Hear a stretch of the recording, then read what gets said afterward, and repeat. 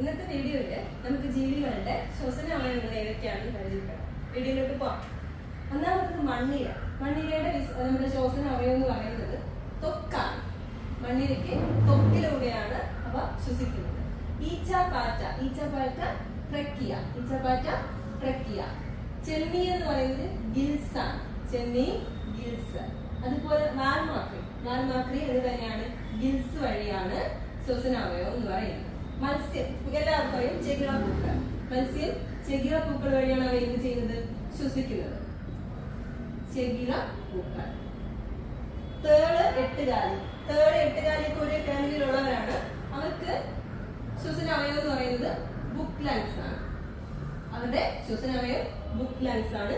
തിമിംഗലത്തിന് ഇവിടെ പോലെ തന്നെയാണ് ശ്വാസകോശമാണ്. ശ്വാസകോശം. അപ്പൊ ഇത്രയും കാര്യങ്ങളിൽ ഒരു മാർക്ക് ഒളിഞ്ഞിരിപ്പുണ്ട്.